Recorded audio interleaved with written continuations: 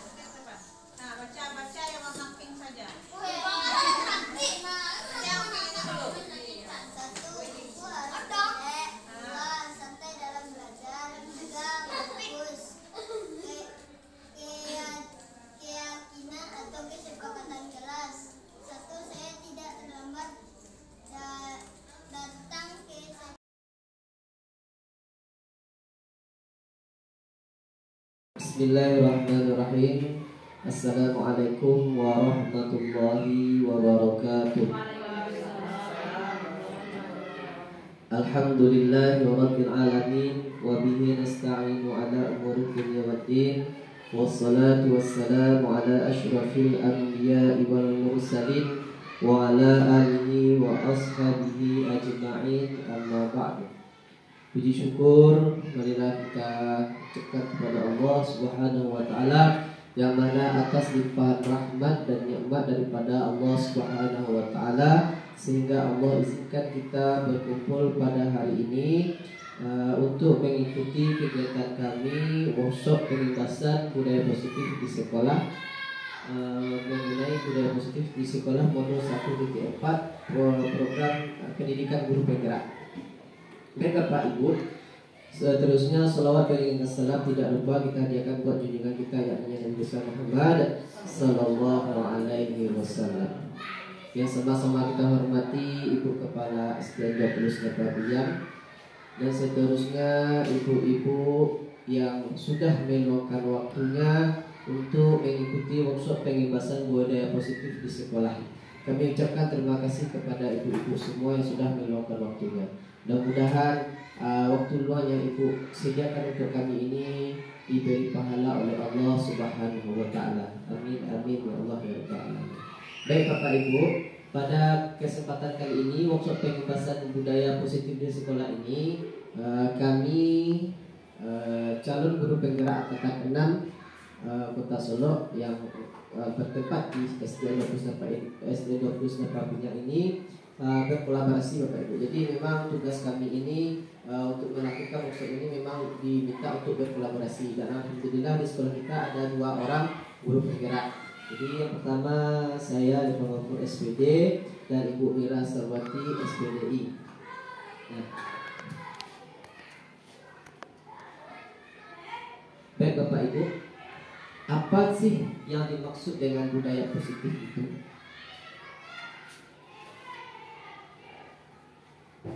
Ki Hajar Dewantara mengumpamakan sekolah sebagai sebuah ladang tempat persemaian bibit.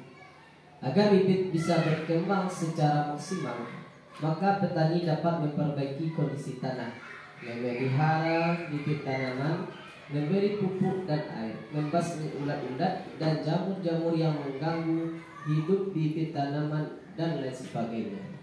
Jadi Bapak Ibu, Ki Hajar Dewantara itu mengibaratkan sekolah ini sebagai ladang, tempat persamaian bibit. Dari hal tersebut kita dapat memahami bahwa sekolah diibaratkan sebagai tanah tempat bercocok tanam, sehingga guru harus mengusahakan sekolah jadi lingkungan yang menyenangkan, menjaga dan melindungi murid dari hal-hal yang tidak baik. Dengan demikian, karakter murid tumbuh dengan baik sesuai dengan profil pelajar Pancasila. Ya, sama kita ketahui Bapak Ibu, profil pelajar Pancasila itu ada 6. Beriman dan bertakwa kepada Tuhan Yang Maha Esa dan berakhlak mulia, berkebinekaan global, gotong royong, mandiri, bernala kritis dan kreatif. Jadi Ki Hajar Dewantara Bapak Ibu mengibaratkan sekolah ini sebagai ladang persamaian. Jadi guru itu diibaratkan sebagai petani yang merawat dan memelihara serta melindungi tanamannya. Yang menjadi tanaman kita di sini adalah murid-murid kita. Salah satu cara yang dilakukan guru dalam membantu siswa tumbuh maksimal mempunyai karakter profil pelajar Pancasila adalah dengan membangun budaya positif yang berpihak pada murid, membangun keyakinan atau visi sekolah yang menumbuhkan dan mengembangkan budaya positif. Dalam mewujudkan budaya positif perlu adanya disiplin positif. Mari kita bahas tentang konsep disiplin positif dan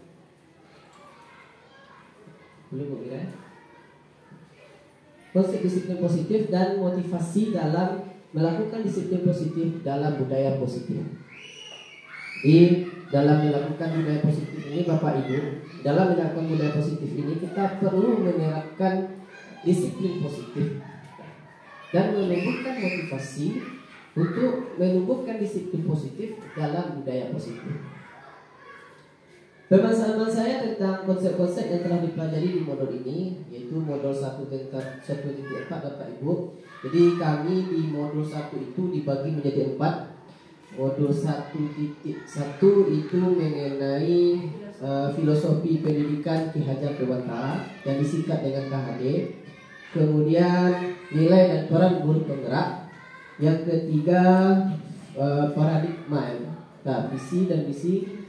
Ya, visi dan misi sebagai guru penggerak, dan yang keempat itu mengenai budaya positif. Nah, mengenai modul ini, budaya positif ini, pemahaman saya itu pertama mengenai disiplin positif, teori kontrol, teori motivasi, hukum dan penghargaan, posisi kontrol guru, kebutuhan dasar murid atau manusia, keyakinan kelas, dan segitiga restitusi. Jadi insyaallah nanti ini akan kita jabarkan satu-satu Bapak Ibu. Konsep disiplin positif dan motivasi. Apa sih yang disebut dengan disiplin positif ini? Disiplin, kata Ki Hajar Dewantara, bahwasanya disiplin tersebut adalah mewujudkan murid yang merdeka, Murid harus memiliki disiplin yang kuat yang berasal dari dirinya atau berasal dari luar dirinya.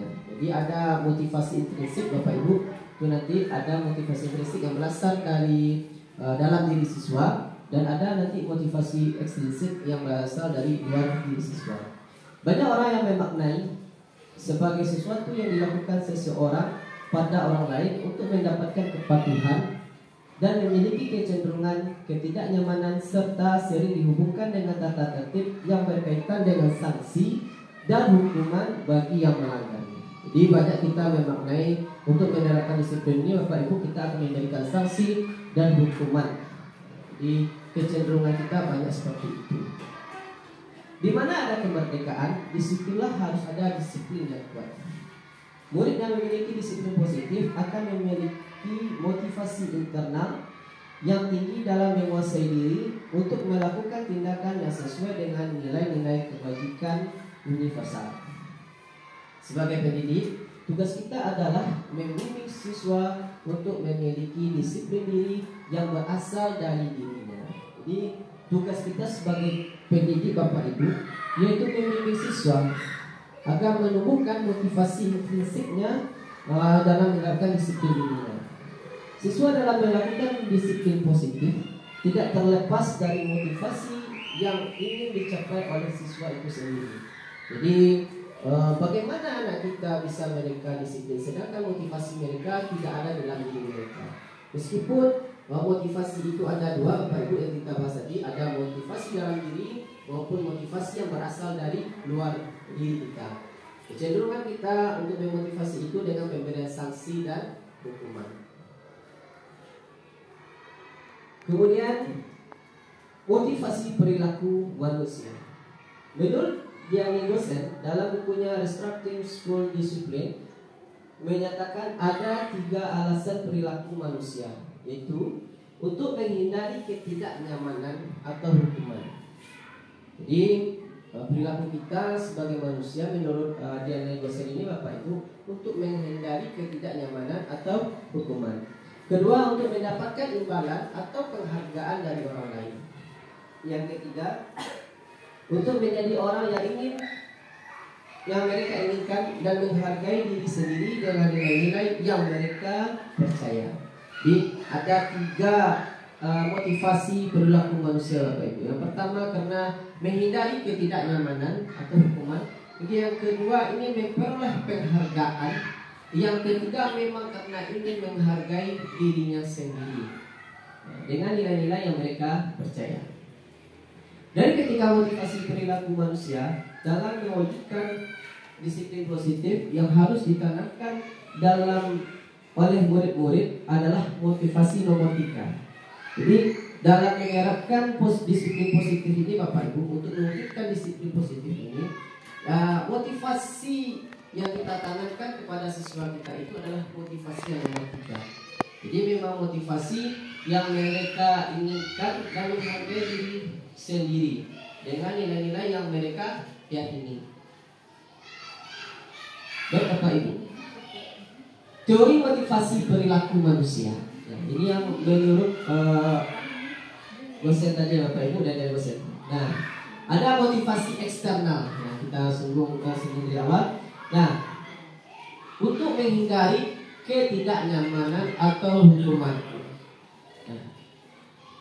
Nah, jadi apa nanti? Jadi pertanyaannya ketika mereka tidak melakukan itu, apa yang akan terjadi kepada diri murid kita tersebut? Dan juga yang kedua, mendapatkan penghargaan atau imbalan dari orang lain. Nah, kalau mereka berbuat sesuatu, apa sih penghargaan yang mereka dapatkan? Jadi itu masih motivasi eksternal Bapak Ibu. Nah, yang terakhir untuk menghargai diri kita sendiri. Nah, jadi kalau motivasi dalam diri murid kita dan juga dalam diri kita Bapak Ibu, kita akan bertanya, saya akan menjadi orang seperti apa apabila saya melakukan sesuatu. Jadi kalau kita berbuat sesuatu, kita akan menjadi seperti apa. Jadi memang muncul dalam diri peserta didik kita Bapak Ibu, tidak dari luar. Itu yang perlu kita temukan. Kemudian perubahan paradigma. Budaya positif merupakan perwujudan dari nilai-nilai atau keyakinan universal yang diterapkan di sekolah. Budaya positif diawali dengan perubahan paradigma tentang teori kontrol. Dia untuk mewujudkan budaya positif ini, Bapak Ibu, kita perlu melakukan perubahan paradigma, yaitu tentang teori kontrol. Selama ini, barangkali kita sebagai guru merasa berkewajiban mengontrol perilaku siswa agar memiliki perilaku yang sesuai yang guru harapkan, baik dengan memberikan penghargaan maupun memberikan sanksi atau hukuman. Perubahan paradigma. Nah, sekarang Bapak Ibu coba kita ikuti kegiatan ini. Nah, sedikit explain Bapak Ibu. Nah, kegiatan kepalan tangan. Coba Bapak Ibu kepalkan tangannya. Ya. Ya. Ya. Ada A dan B. Jadi berpasangan Bapak Ibu. Mungkin nanti Bu Kepala dengan Bu Evi, Bu Cindy dengan Ibu Yoma nanti, dan Ibu Yanti dengan Ibu Teten. Nah, sobeklah secari kertas, tuliskan benda sesuatu yang sangat berharga menurut Bapak Ibu. Silakan Bapak Ibu ambil secari kertas Bapak Ibu.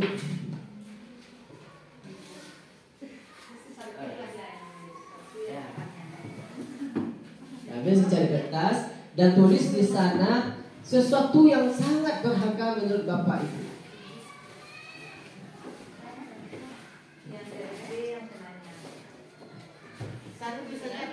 Ya, menurut Ibu apa yang paling berharga?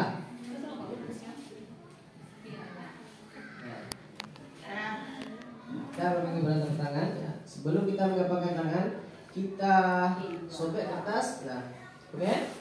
Letakkan di salah satu tangan kita, Bapak Ibu. Dah, simpan, masukkan dalam tangan kita. Nah, dan genggam dengan tersebut, genggam dengan erat-erat Bapak Ibu.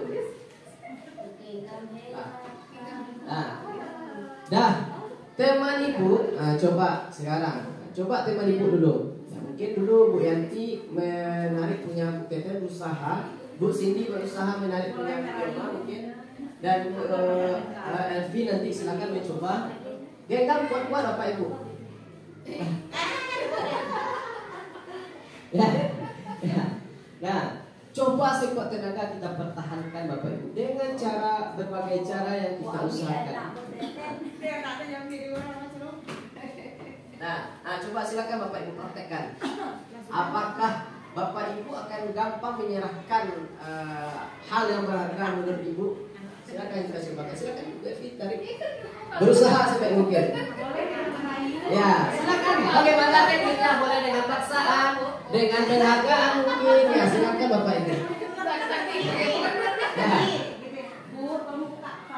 Nah, bisa. Ya, silakan. Tinggal bisa apa saja silakan.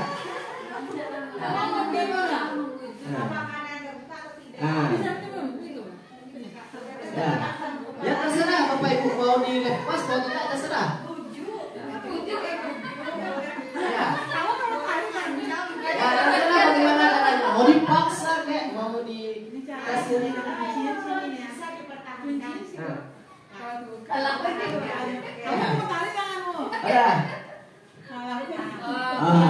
Oke. Terima kasih Bapak Ibu. Nah, coba. Nah, Bapak Ibu, dari kegiatan tadi Bapak Ibu ada yang berhasil diambil barang berharganya? Berusaha sampai mungkin ya Bu ya. Ada yang bisa? Ada semangat. Dan kita berikan aplaus untuk Bu ini Bapak Ibu. Ya, Masya Allah. Ini bagaimana Bapak Ibu? Apakah ada yang berhasil direbut? Sebenarnya bisa. Bisa bagaimana caranya Bu Yoma mungkin bisa jelaskan bagaimana caranya? Di yang kuncinya pada kunci membuka sebuah genggaman itu ada pada ini. Oh, dipaksa dengan buka. Iya, kalau terbuka ini semua itu buka. Tapi di sini waktu saya buka ini dia tarik kena bukunya. Dia tarik habis kayak gitu karena kita mau terbuka ininya. Oke, terima kasih Bu. Nah, Jadi Ibu Yoma berhasil mengambil barang berharga punya Bu Siti, hal yang berharga di Bu Siti. Nah, Bapak Ibu yang lain ada yang berhasil diambil? Ada yang berhasil diambil? Tidak. Nah, jadi Bapak Ibu dari hal tadi, ternyata kalau motivasi kita dari dalam diri kita, nah, pelajaran kita ambil itu akan sangat susah orang menggoyahkannya. Tetapi kata Bu Yoma, tadi beliau menggunakan trik. Jadi kita juga harus hati-hati Bapak Ibu dengan trik yang dilakukan oleh seseorang dalam mengambil hal yang berharga bagi kita. Itu pelajarannya Bapak Ibu. Tapi kalau kita masih kuat dan berusaha sebaik mungkin dengan mempelajari trik-trik orang, akan kita bisa mempertahankannya. Nah, jadi itu merupakan motivasi dari dalam dan dari luar. Baik Bapak Ibu, perubahan paradigma stimulus respon-respon teori kontrol atau teori pilihan. Siapa sesungguhnya yang memiliki kontrol? Ada stimulus respon, ada teori kontrol. Kita mencoba mengubah orang agar berpandangan sama dengan kita. Kalau teori kontrolnya Bapak Ibu, kita berusaha memahami orang lain tentang dunia. Kalau responnya kita memaksa, kita mencoba agar orang berpandangan sama dengan kita. Kalau kita teori kontrolnya, kita berusaha memahami pandangan orang lain tentang dunia. Jadi kita menerima berbagai pandangan. Tapi kalau respon, kita memaksakan orang berpandangan sama dengan kita. Perilaku buruk dilihat dari suatu kesalahan, itu stimulus respon kita. Sedangkan teori kontrolnya, semua perilaku memiliki tujuan. Jadi meskipun perilaku buruk itu pasti ada alasannya Bapak Ibu. Kenapa seseorang maupun murid kita melakukan suatu kesalahan atau perbuatan yang buruk, pasti ada tujuannya. Kemudian orang lain bisa mengontrol saya. Padahal Bapak Ibu, hanya kita yang bisa mengontrol diri kita Bapak Ibu. Jadi ada sebuah motivasi, 1 juta motivasi pun kalau kita dengar, kalau tidak muncul dari kita, itu tidak akan memberikan efek apa-apa Bapak Ibu. Jadi motivasi yang diberikan orang lain itu untuk membangkitkan motivasi yang ada di dalam diri kita. Kemudian saya bisa mengontrol orang lain. Padahal sebenarnya Bapak Ibu, kita tidak bisa mengontrol orang lain. Kita tidak bisa. Yang bisa mengontrol orang lain itu adalah dirinya sendiri. Hanya saja kita bisa memberikan motivasi sehingga seseorang itu bisa kita kontrol dengan memberikan pandangan-pandangan. Pemaksaan ada pada saat rujukan gagal. Itu stimulus responnya. Ketika kita membujuk seseorang itu gagal, maka akan kita paksa. Tapi kenyataannya, kolaborasi dan konsensus menciptakan pilihan-pilihan baru. Ini bisa kita terapkan Bapak Ibu dalam membuat kesepakatan kelas. Kolaborasi dengan siswa, kita membuat kesepakatan, dan apa konsensusnya Bapak Ibu. Model berpikir mengalah atau menang. Padahal sebaiknya model berpikir itu harus sama-sama menang. Tidak ada kalah, tidak ada menang. Yang ketiga Bapak Ibu, keyakinan kelas. Keyakinan kelas adalah salah satu disiplin positif yang bisa kita terapkan dalam membangun budaya positif di sekolah. Jadi seperti yang saya sampaikan tadi Bapak Ibu, salah satu membangun budaya positif itu adalah dengan membuat keyakinan kelas untuk menerapkan disiplin positif. Dengan adanya keyakinan kelas di setiap kelas, diharapkan dapat mewujudkan tujuan pendidikan yang berorientasi pada profil pelajar Pancasila. Keyakinan kelas. Jadi untuk membuat keyakinan kelas ini Bapak Ibu, kita bersama-sama dengan siswa kita. Keyakinan kelas itu hendaklah bersifat lebih abstrak. Keyakinan kelas dituliskan berupa pernyataan-pernyataan universal. Pernyataan keyakinan kelas senantiasa dibuat dalam bentuk positif. Keyakinan kelas hendaknya tidak terlalu banyak. Jadi kalau kita dalam membuat keyakinan dalam kelas kita Bapak Ibu, jangan terlalu banyak.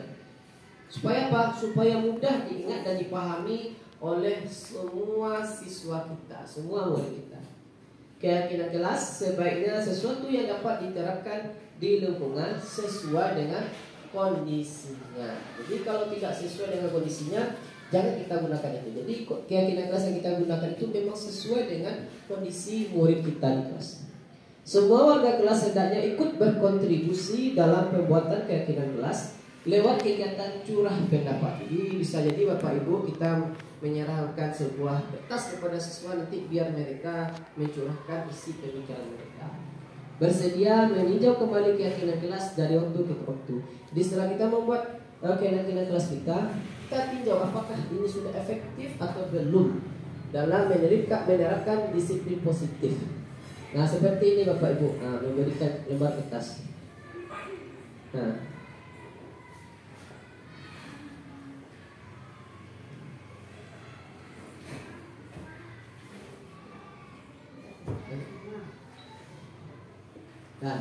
Baik Bapak Ibu, keyakinan kelas.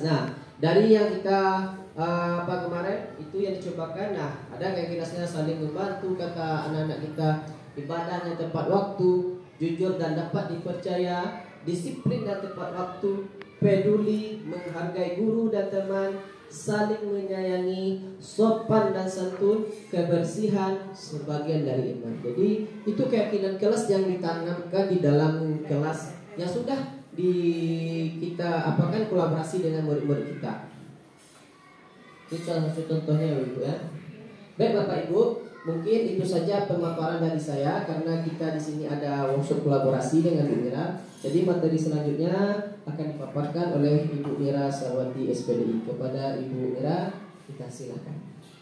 Bismillahirrahmanirrahim. Assalamualaikum warahmatullahi wabarakatuh. Waalaikumsalam warahmatullahi wabarakatuh. Alhamdulillahirabbil alamin. Puji dan syukur mari kita ucapkan kehadirat Allah Subhanahu wa taala yang mana pada hari ini kita masih diberinya kesehatan sehingga bisa berkumpul dalam ruangan ini. Insyaallah kami nanti akan mensosialisasikan tentang pengimbasan budaya positif di sekolah. Selanjutnya selawat beriring salam buat junjungan Nabi besar kita yang Nabi Muhammad sallallahu alaihi wasallam. Allahumma shalli ala Muhammad wa ala ali Muhammad. Yang sama-sama kita hormati Ibu Kepala Sekolah, terusnya kepada Ibu yang meluangkan waktunya untuk kegiatan kita pada hari ini. Baiklah kami sebagaimana mungkin sudah disampaikan juga tadi oleh Pak Irfan Gapur, berkolaborasi tentang pengimbasan budaya positif di sekolah, yaitu sebagaimana kami adalah CGP Angkatan 6 Kota Solo yang insya Allah perjalanan ini akan kami tempuh selama 6 bulan. Mudah-mudahan bisa berjalan ke depannya lancar. Amin, amin ya rabbal alamin. Dan dapat nantinya kita imbaskan atau kita terapkan di sekolah. Nah pada hari ini kita akan melanjutkan budaya positif tadi. Sebagaimana kami telah mempelajari modul 1.4 yang dimana modul 1 yang di sana ada 4 modul yang kita pelajari. Salah satunya ini modul 1.4 yaitu tentang budaya positif. Tadi sudah saya sampaikan yang pertama tentang disiplin positif, yang kedua paradigma, yang ketiga keyakinan kelas. Nah setelah ini kita ketahui atau kita bentuk, kita akan lanjutkan pengimbasan tentang 5 kebutuhan dasar manusia. Nah, apa itu 5 kebutuhan dasar manusia?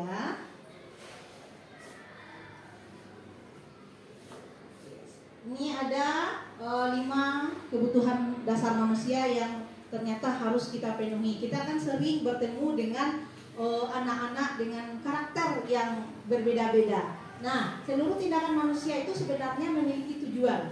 Tadi ketika sebelumnya kita sudah ada paradigma ketika kita mau tidak menyerahkan atau buka kepala tangan, itu kan ada teori kita juga. Karena kita bisa mempertahankan prinsip. Ternyata manusia itu memiliki kebutuhan dasarnya. Nah, karena dia punya tujuan tertentu. Semua yang kita lakukan adalah usaha terbaik kita untuk mendapatkan apa yang kita inginkan. Ketika kita mendapatkan apa yang kita inginkan, sebetulnya saat itu kita sedang memenuhi satu atau lebih dari satu kebutuhan dasar kita. Apa itu? Kita lihat. Nah, yang pertama kebutuhan bertahan hidup. Nah, kebutuhan bertahan hidup yang bersifat fisiologis. Untuk bertahan hidup misalnya kesehatan, rumah, makanan, dan sebagainya. Nah, dalam kasus ini ada kasus Doni. Dalam kasus Doni ini ketika dia mengambil makanan atau bekal temannya. Kasus itu yang kita pelajari di sini. Apabila Doni ini menjawab, dia akan menjawab 5 kebutuhan dasar nanti. Apabila Doni menjawab, kita ditanya ketika dia belajar ditanya oleh ibu apa, dia lapar dan orang tuanya tidak membawakan bekal makan siang. Maka kebutuhan dasar yang sedang dipenuhi oleh Doni adalah kebutuhan dasar untuk bertahan hidup. Jadi kita sebenarnya sampai ke situ kita harus melihat anak kita. Yang kedua, kita kebutuhan dasar yang kedua yaitu cinta dan kasih sayang. Kebutuhan untuk diterima, kebutuhan untuk mencintai dan memiliki, meliputi kebutuhan akan hubungan dan koneksi sosial. Kebutuhan untuk memberi dan menerima kasih sayang, dan kebutuhan untuk merasa menjadi bagian dari sesuatu kelompok. Nah, apabila Doni tadi menjawab bahwa alasan yang mengambil bekal temannya karena dia merasa senang temannya jadi memperhatikan dia, ketika temannya melapor tindakannya itu pada guru dan gurunya memberitahu kepada orang tuanya sehingga orang tuanya jadi memperhatikan dia, maka kebutuhan dasar yang sedang dia penuhi adalah akan cinta dan kasih sayang. Nah, itu juga harus kita perhatikan yang akan kita berikan kepada anak didik kita di sekolah. Yang ketiga, manusia itu memiliki kebutuhan dasar penguasaan, kebutuhan pengakuan atas kemampuan. Nah, kebutuhan ini merupakan kekuatan untuk mencapai sesuatu, menjadi kompeten, menjadi terampil, diakui atas prestasi dan keterampilan dia. Nah, dalam kasus Doni ini, apabila jawaban Doni dia merasa hebat karena temannya jadi takut dengan dia menuruti keinginannya, maka sebetulnya Doni sedang berusaha memenuhi kebutuhan dasarnya, yaitu kekuasaan. Dia merasa hebat. Nah, jadi manusia itu butuh diakui. Adapun yang berikutnya, kebutuhan dasar anak yang harus kita penuhi itu kebebasan. Kebutuhan akan pilihan. Kebebasan yaitu kebutuhan akan pilihan. Kebutuhan untuk bebas adalah kebutuhan akan kemandirian, otonomi, memiliki pilihan dan mampu mengendalikan arah hidup seseorang. Dalam kasus Doni tadi ketika dia mengambil makanan, kalau dia menjawab bekal makanannya dibawakan ibunya dari rumah, selalu membawa bekal yang sama. Oleh karena itu dia ingin mencoba makanan teman-temannya yang beragam. Maka Doni sedang berusaha memenuhi kebutuhannya akan kebebasan. Selanjutnya, kebutuhan dasar manusia yang kelima itu kesenangan. Kebutuhan untuk merasa senang, kebutuhan akan kesenangan adalah kebutuhan untuk mencari kesenangan, bermain, dan tertawa. Bayangkan hidup tanpa kenikmatan apapun akan menyedihkan. Nah, dalam kasus Doni ini, dia melakukan sesuatu karena iseng saja. Kalau dia menjawab seperti itu, iseng saja, dan dia menikmati ekspresi wajah teman-temannya yang kesal karena diambil makanannya, dan menurut dia itu lucu. Nah, maka ketika itu Doni sedang memenuhi kebutuhan dasarnya, yaitu kesenangan. Nah, pasti kita temui ya Bapak-bapak, Ibu. Kita temui hal-hal ini. Ada teman kita yang anak kita, murid kita yang iseng, sebenarnya dia sedang memenuhi salah satu kebutuhan hidupnya, kebutuhan dasar hidup. Nah, berikut dalam modul ini kami juga membahas tentang posisi kontrol. Nah, menurut teori kontrol Dr. William Glasser, ada 5 posisi kontrol yang diterapkan oleh seorang guru. Nah, biasanya kita ini berada di posisi mana? Nah, mungkin sebelum saya mempelajari ini, mungkin kerasa juga nih sering menghukum, sering merasa bersalah, tapi nanti akan kita temui bagaimana sikap kita sebaiknya. Nah, ini posisi kontrol yang pertama, yaitu sebagai hukum, membuat orang merasa bersalah, sebagai teman, sebagai pemantau, dan sebagai manajer.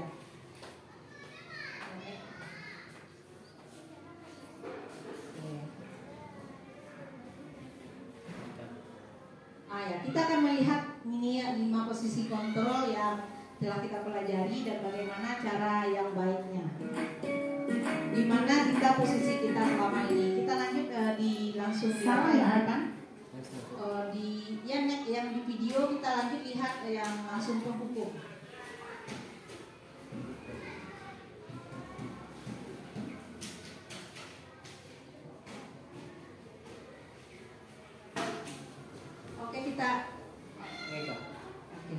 Penghukum, seorang penghukum bisa menggunakan hukuman fisik maupun verbal. Yang kedua, pembuat merasa bersalah. Biasanya guru ini bersuara lemah lembut, tapi anak menjadi merasa bersalah dan dia tidak mempunyai ketika itu dia merasa dirinya tidak bisa membahagiakan orang lain. Yang ketiga, posisi teman dan pada guru bisa negatif ataupun positif.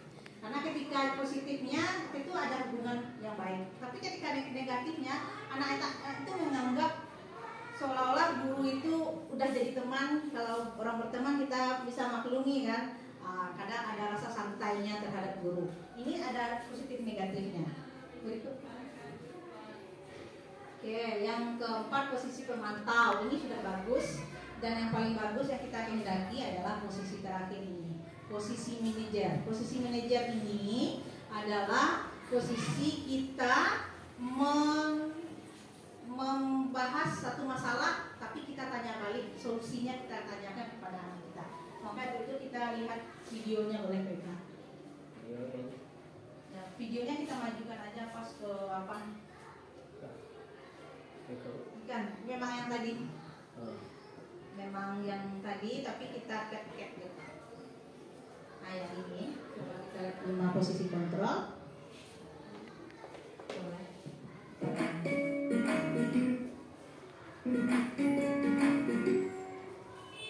Salam bahagia Ibu dan Bapak guru hebat.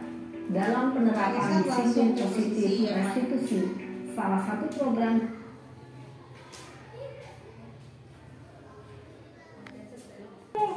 terlambat hadir 20 menit di sekolah. Kita lihat di posisi guru sebagai penghukum kontrol dalam menghadapi masalah tersebut.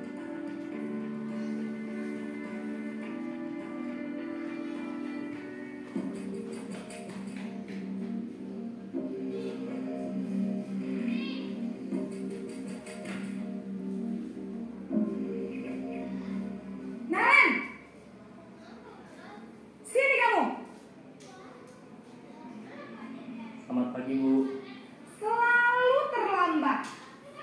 Kamu deh, pasti terlambat. Maaf, Bu. Saya... Apa? Apa coba? Alasan kamu apa lagi? Kapan sih kamu tidak terlambat? Malas sekali ya kamu jadi anak. Saya... Dasar pemalas. Gak kapok-kapok sih kamu. Sudah berapa kali terlambat? Sana, kamu keliling lapangan basket 2 kali.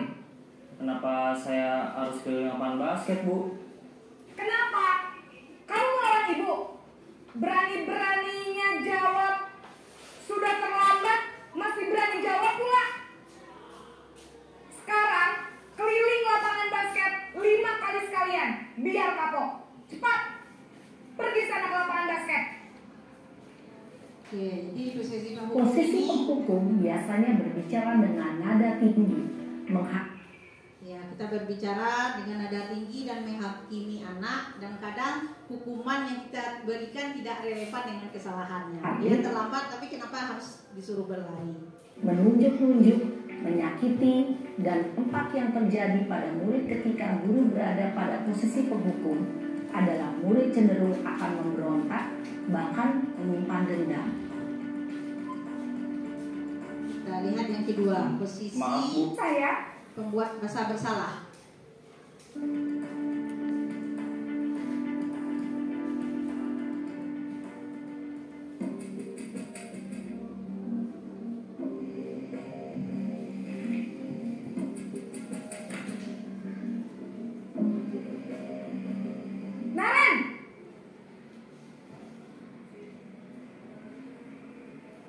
Selamat pagi, Bu. Naren, kamu kenapa terlambat lagi, nak? Ya Tuhan, Naren, kamu senang ya bikin ibu susah ya? Kalau kamu terlambat lagi, nanti ibu yang ditegur bapak kepala sekolah, nak. Disangka ibu tidak bisa membina kamu. Duh, gimana ini? Maaf, Bu. Duh, Gusti Naren, kamu suka ya kalau ibu ditegur bapak kepala sekolah? Terus, sekarang ibu harus tulis apa yang di buku absen? Ini kamu sudah sering terlambat loh. Ibu harus apa coba? Maaf, Bu. Maaf sekali. Ya sudah, lain kali jangan bikin ibu susah lagi ya, nak ya. Ibu tidak akan kuat lagi kalau kamu begini terus. Bisa jantungan kalau ibu ditegur bapak kepala sekolah. Sana cepat ke kelas. Maaf ya, Bu. Maaf sekali. Posisi pembuat rasa bersalah berbicara dengan nada tenang, cenderung lembut. Namun kata-kata yang diutarakan membuat murid merasa menjadi orang yang gagal, memandang buruk dirinya sendiri, merasa tidak berharga, dan tidak sanggup membahagiakan orang lain. Ketika guru mengambil posisi pembuat rasa bersalah, murid akan menganggap dirinya yang bersalah dan ia akan menyimpan emosi negatif tersebut di dalam dirinya. Nah, kita akan lihat yang ketiga, posisi sebagai teman.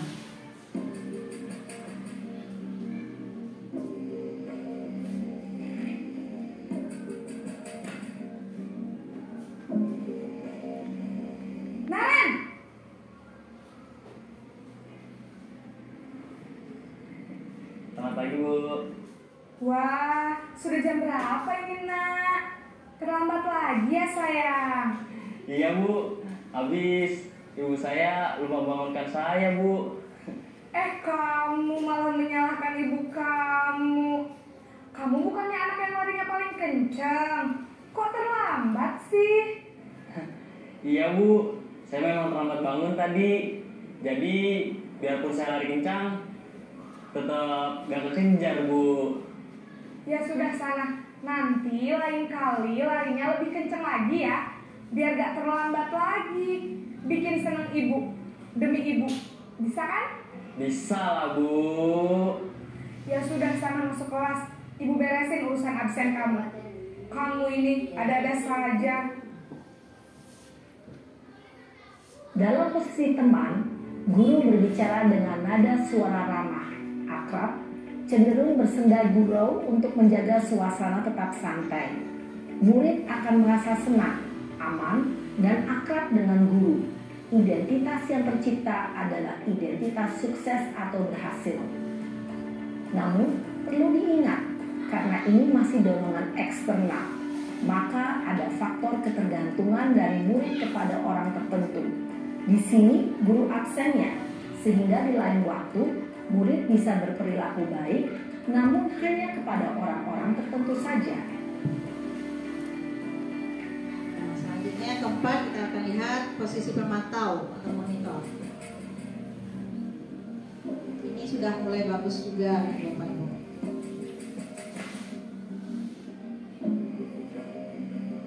Naren!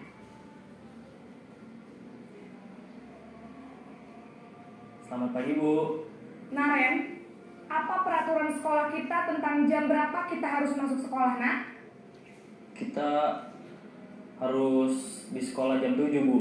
Iya betul, sekarang sudah jam 7.20. Naren sudah tahu konsekuensinya jika terlambat hadir. Paham, Bu. Saya harus tinggal kelas pas jam istirahat selama 20 menit. Iya benar, konsekuensinya demikian. Jadi nanti jam 9.30 pas istirahat, kamu harus tinggal di kelas, kerjakan tugas tambahan untuk ketertinggalan kamu, ya? Baik, Bu. Posisi pemantau mengandalkan penghitungan atau data untuk mengontrol murid. Guru mengarahkan murid berdasarkan peraturan dan konsekuensi. Seorang pemantau menunjukkan bahasa tubuh dan ekspresi wajah yang datar dan cenderung formal.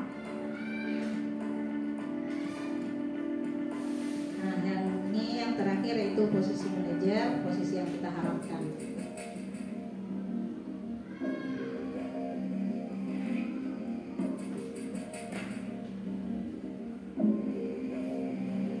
Naren,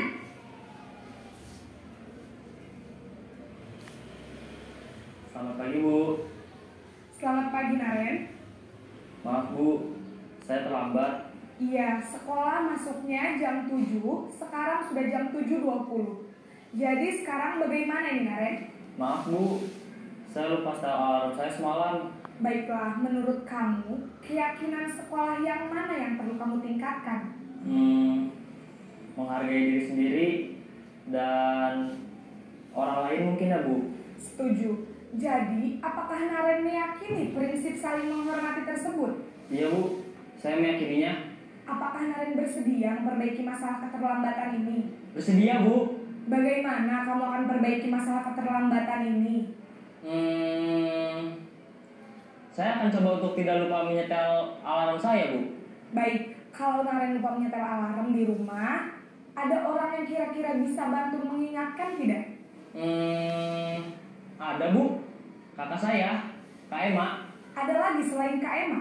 Selain Kak Ema, ada ibu saya. Baik, jadi yang mengingatkan Naren adalah Kak Emma dan ibu kamu ya? Kira-kira akan mulai setel alarm kapan nih Naren? Setelah pulang sekolah, akan segera saya lakukan. Baik, jadi Naren akan setel alarm untuk bangun besok pagi dan akan diingatkan oleh kakak dan ibunda Naren ya. Ada lagi yang mungkin perlu dilakukan Naren agar tidak terlambat bangun lagi? Tidak ada Bu. Baik Naren, terima kasih untuk kerjasama kamu. Sekarang kamu perlu kembali ke kelas untuk belajar. Baik Bu, terima kasih. Posisi manajer adalah posisi kontrol yang disarankan untuk membimbing murid memiliki sikap disiplin yang positif, yaitu murid yang mandiri, bertanggung jawab, dan dapat memecahkan masalah.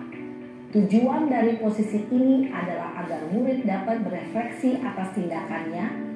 Guru akan dengan tulus memberikan pertanyaan-pertanyaan bermakna, sehingga membuat murid dapat belajar dari kesalahannya dan mencari sebuah solusi untuk menyelesaikannya.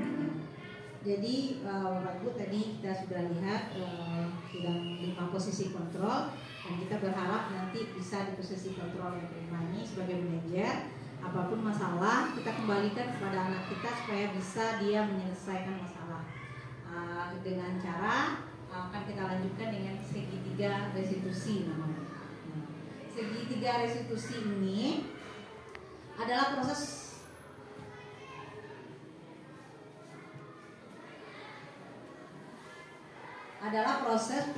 menciptakan kondisi bagi murid yang memperbaiki kesalahan mereka sehingga mereka bisa kembali pada kelompok mereka dengan karakter yang kuat. Jadi tidak merasa bersalah, tapi bukan kita membiarkan.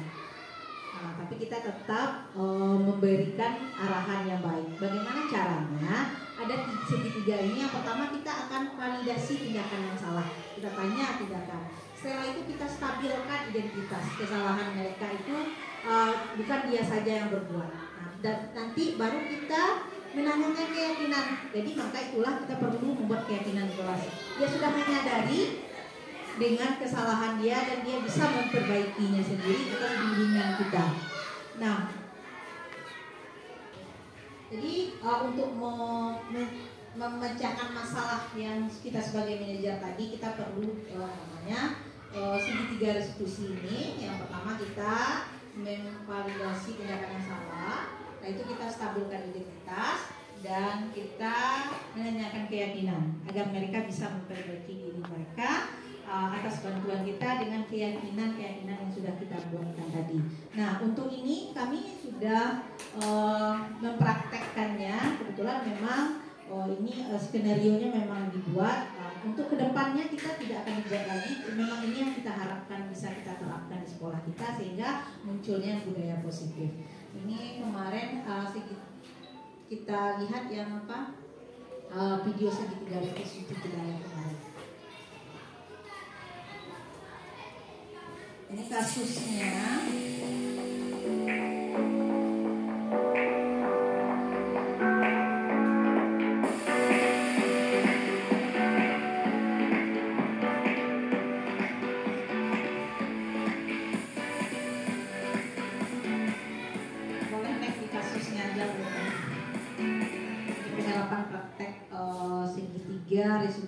sekolah. Kemarin ada kasus anak yang terlambat sirama. Kebetulan memang pas dia tidak memakai topi dan kita memang langsung kita tanya. Suaranya bisa enggak?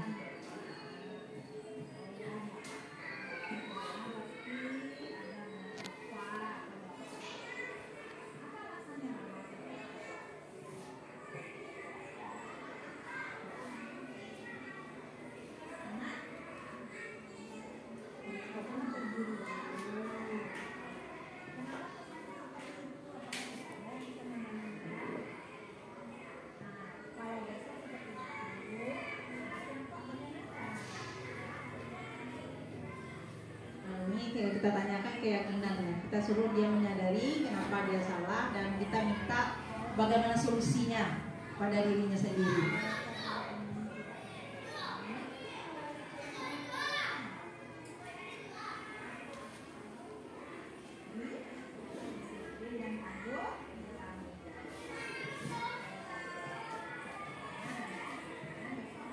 Dia ada nilai disiplin dan tanggung jawab yang dilanggarnya oleh Rama dan dia berjanji akan memperbaikinya.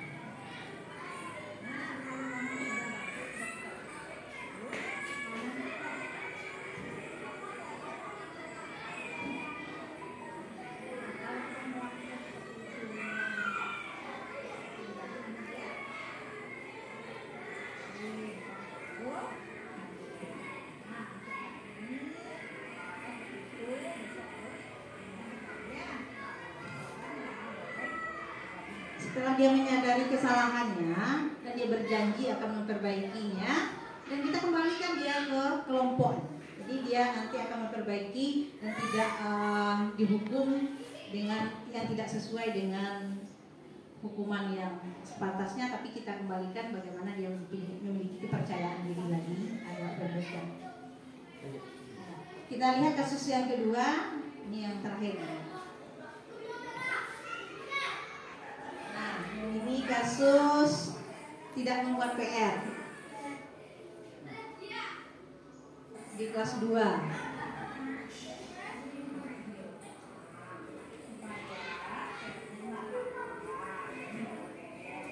Kedengaran suaranya Pepan?